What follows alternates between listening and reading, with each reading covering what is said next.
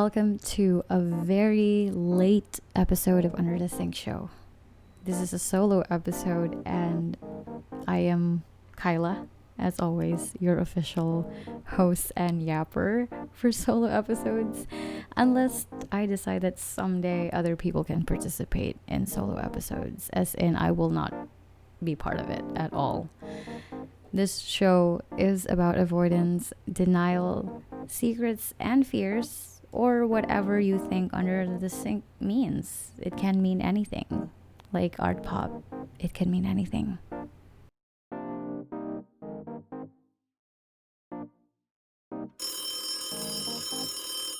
Hello.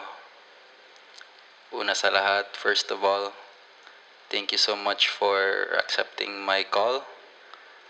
I just have a big problem right now. And I'm a big fan of the show, by the way. I love it. If I could rate 10 stars out of 5, 10. But anyway, so I have this crush, and this crush is taking my mind. I can't eat. I can't do my work. I can't.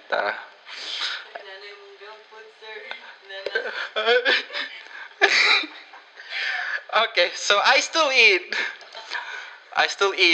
I'm not disgusting. I still take a bath.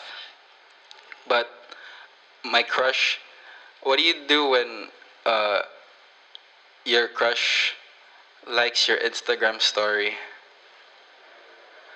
and then you send them a wave emoji and they send you a snail emoji in return? Wow. What was that? That was our first and probably last caller ever.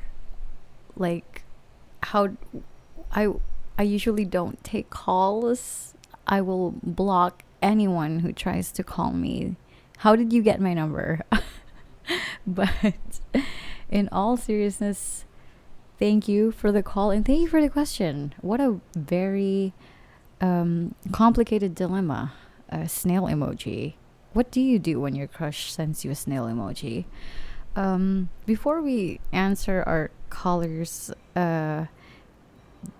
problem, I kind of want to talk about crushes. This past weekend, I just developed a new crush, and I thought maybe crushes belong under the sink. I also had Ira and Isa over last week, and we talked about our past crushes and how it kind of relived some of that energy.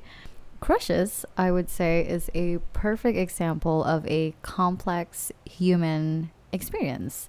It is neither good nor bad. It's both fun and honestly, it is miserable. Having a crush is kind of hard and complicated in a way.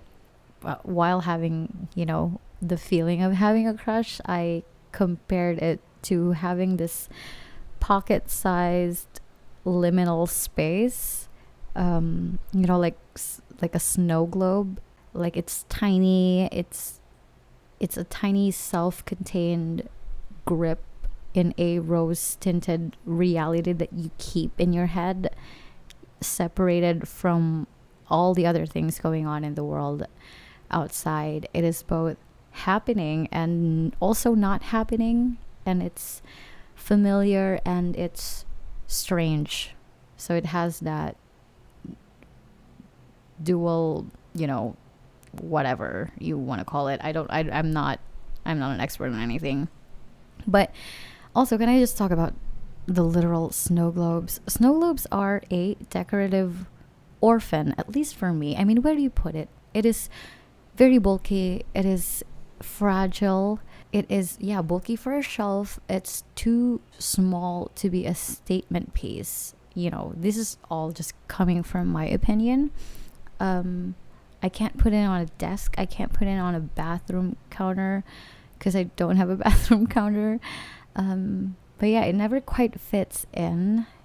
And it's too sentimental to throw away. Also, why do you have it? Why do you own a snow globe? I think you don't actively buy a snow globe, you somehow end up with a snow globe. Unless, of course, you found it in a thrift store and felt strangely compelled to take it home. But yeah, it's either gifted to you, either a pasalubong from someone, inherited from your grandma, grandpa's collection. There is a snow globe distributing system, and I would like to say that snow globes choose you. Just how crushes happen suddenly, and then you are in a crush momentum. Yeah, so snow globes are crushes, crushes are snow globes for the sake of our metaphor. If you are immune to crushes and delusions, well, good for you. Good for you. I have nothing to say. Just emotional stability, amazing. Good for you. Thumbs up. Two thumbs up for you. My recent crush involved my friends witnessing the crush happening like live. I want to not hate it, but I can't help but view it as a thing that you commit to and act like it never happened. Like you're committed to the crush, and then like eventually it'll just, I don't want to think about it anymore. It's default fate in my life is a buried memory. No matter how big or small the crush is, it will be buried. Like I would rather not talk about it. But right now, I kind of just want to dissect a crush so I can finally put it under a sink where it belongs. Crush is the absence of information, according to my friend Neil, or at least according to a TikTok video that he watched, most probably. Or maybe it could be from him. I never knew, but I did saw it on a TikTok video once. So yeah, it's the absence of information. You are filling in the blanks, and the mystery intensifies the good, giddy feeling that you have. And I'm so sorry for the noise. I just really need to record this, but my neighbor really cooks very loud, and I hate it. I fucking hate it. But that is our little secret. Anyway, yeah, it the mystery intensifies the good vibe. Your brain is a little freak for patterns and possibilities, and it creates an open-minded story where you get to fill in the blanks.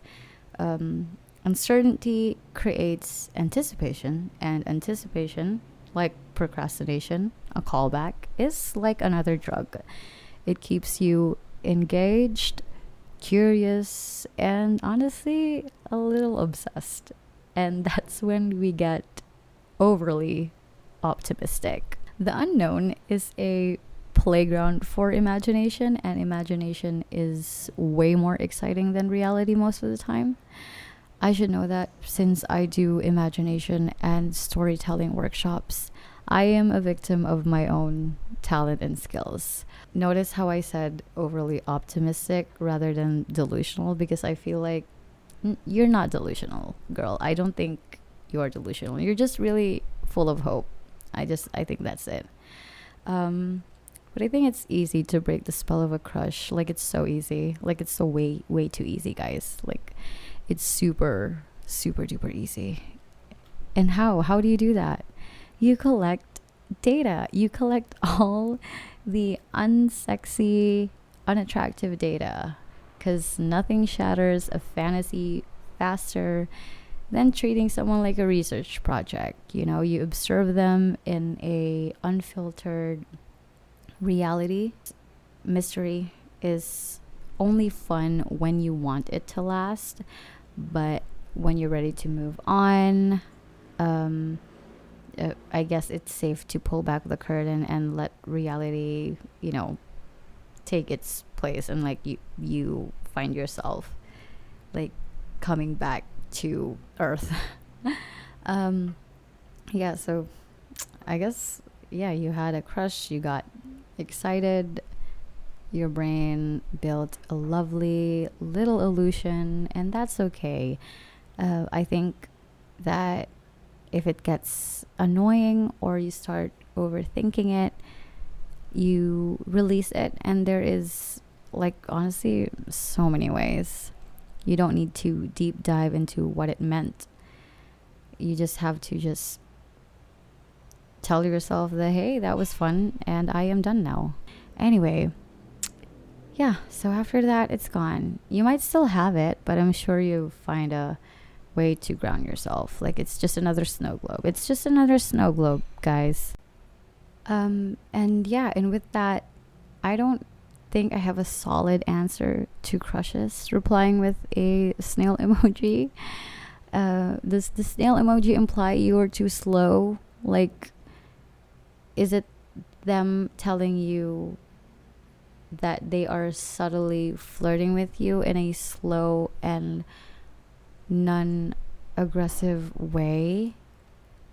And if it is, if we try to overthink it, like in a very spiraling philosophical way, I mean, a snail is a creature of patience. Like, it carries its home wherever it goes, and it's a symbol of resilience, solitude, and the slow, inevitable march of time. You know, by sending you a snail emoji, your crush has posed an unspoken question. Are you willing to wait? Is this a test of your perception? A challenge to embrace the beauty of slowness in a world that moves too fast? Or is it a reflection of their own emotional pace?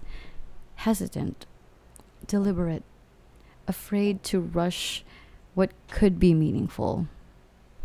Or it could be just their favorite emoji. I don't know. I don't know why their favorite emoji is a snail. But I'd say match their energy. Maybe hit them back with another random, slightly flirty emoji, like a frog. Or you can even, you know, if you want to make it sweet, you can have a strawberry or a sunshine or a flower emoji. I don't know. Or a leaf. Or you can chat them like, wow, a snail. Interesting choice. Explain yourself. You know, that could keep the conversation going. I don't know. But I could be just spiraling right now. But I think talking about crushes has